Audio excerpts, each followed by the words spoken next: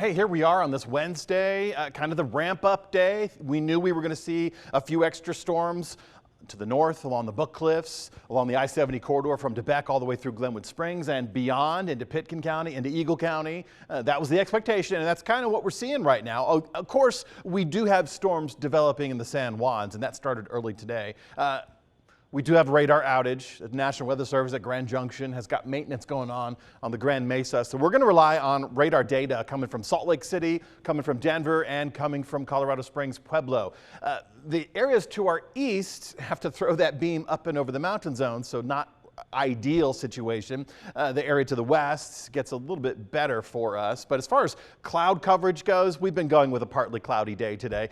Lots of lightning strikes, and it's very likely we'll get some wildfire starts out of this, but the good news is heading through the Thursday and the Friday, the next 48 hours, even into Saturday, the next 2 days especially, we're going to have widespread rain showers. So any of these lightning strikes that do pop off away from a storm, and remember, a bolt can come out of the sky about 10 miles away from an active storm. So please be very careful. The next couple of days, not the afternoon to risk it, not the afternoon to chance it. If you've got athletes outside, if you have campers outside, corral them in, bring them in. When you see those dark storm clouds and you hear thunder roaring, it's time to go indoors.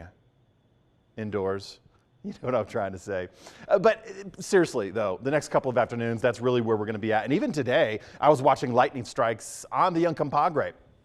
This Uncompahgre Plateau, you imagine it going all the way down in the Four Corners region. That's where a lot of these storms are developing. And some of these storms with the intense colors of reds and pinks, that's heavy downpours. So with that, there's also flooding concerns, folks. And we're going to get some flash flooding, some very immediate flash flooding for areas that are probably unpopulated rural areas. But any of these storms move over a state highway, for example, or a county road, for example, even a farm to market road, you're going to experience some unsettled conditions. You're probably going to lose traction with your vehicle. You shouldn't ever drive through a flooded waterway or try to cross a swollen stream because you're going to lose.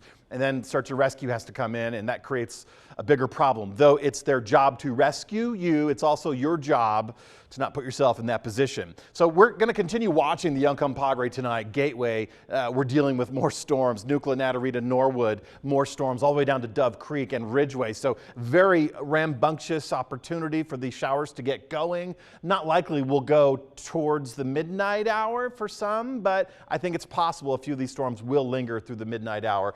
But really, once we get into Thursday, that's where we're going to see some late night storms. Entire region of Colorado, probably the majority of Colorado under a flash flood watch. That concern is that these showers will continue pulsing further to the north, creating these flood problems. Remember, if we go under a warning for the Grizzly Creek burn scar, that's an immediate safety closure for the I-70 area specific to that Glenwood Springs location. So keep that in mind. If you're traveling late Thursday and Friday, you're going to run into these problems. Monsoon continues to drive up from the south. We have this conveyor belt situation with the low pressure to the west, high pressure to the east still crouching in, and that's going to continue over the next couple days. So that gives us our conveyor belt. That gives us our best opportunities for Thursday and Friday. Now remember I was talking about that high pressure system off towards the northwest yesterday afternoon, heating them in the Pacific Northwest, drying us out in our northern zones.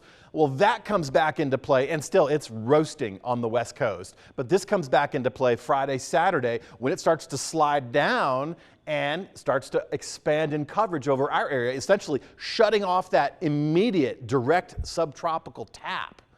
We won't lose our storm coverage, though. We won't go dry. We just will have fewer storms. Very likely we'll get measurable rain showers on Thursday and Friday. I'm going to check the records for you, but we need it. We have deficits for Montrose, about 1.75 inches. No, I stand corrected.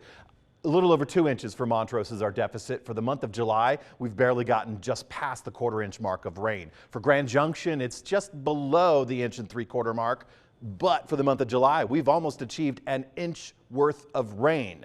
So hopefully with these patterns, I think we're going into our 3rd monsoon surge. Our 4th one comes online middle of next week, late next week. So we're getting more rain, and we should see some improvements with that drought monitor when all is said and done. So we're going to end July stormy. As you can see, Thursday, Friday, even Saturday, we should get some storms going. Just because it's mostly clear on Sunday doesn't mean we're going to finish Sunday mostly clear. By the way, middle of next week, you can see that next storm surge, or I should say that next monsoon surge. Mountain zones will always pop storms just about daily through this pattern, but our focus is going to be on Thursday and Friday because with the widespread showers and thunderstorms, with the heavy downpours and these slow moving storms, we're going to expect and we're going to anticipate flooding concerns being amplified.